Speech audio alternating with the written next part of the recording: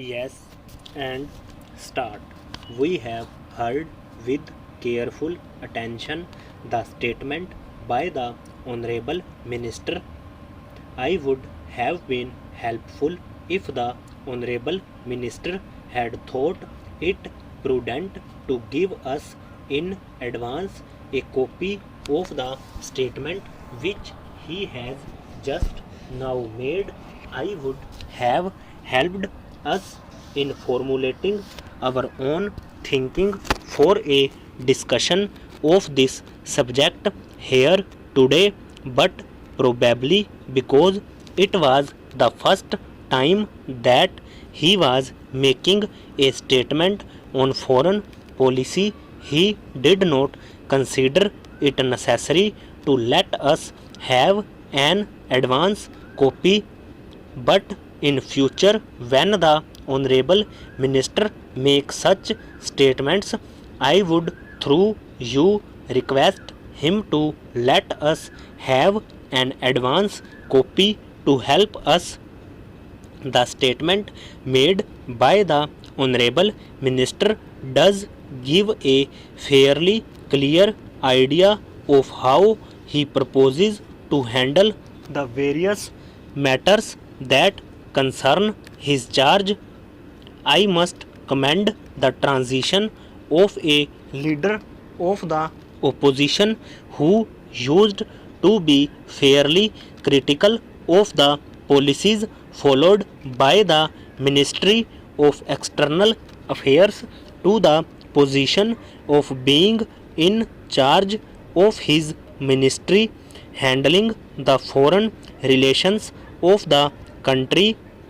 I sometimes feel a little jealous of the Honorable Minister because though he may be facing complex and delicate problems in handling our relations with foreign countries, as far as this house is concerned, he would normally get our generous cooperation and support. This has been a historical fact that over the last 50 years, generally, this honorable house has extended its fullest support and cooperation to the government in its functioning and handling of the relations of this country. I consider this to be natural because foreign relations are in a sense projection of the self interest of the country.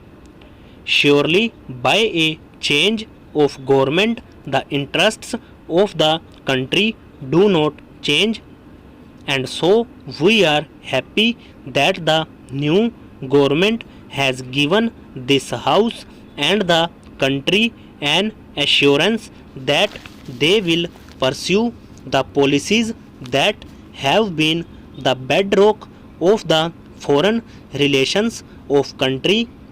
There are certain basic fundamental principles which have gone into the formulation of our foreign policy. It is in a sense a development of the national movement of the country, of the struggle for freedom. I may point out that it has been this country's endeavor all along to support the freedom movement of various countries in the world of people from colonial rule. Sir, it has been the practice that we have always thrown our weight against discrimination on the basis either of color or religion anywhere in the world. We have also emphasized very often that we cannot be silent spectators when majority communities in the countries are oppressed and ruled by racial minorities. Southern Africa is an area which continues to draw our attention and concern. in southern Africa, whether it is Rhodesia or South Africa or South West Africa, we find that the majority of the people of the countries are ruled by a small minority in the interests of the minority and not in the interests of the majority of the people.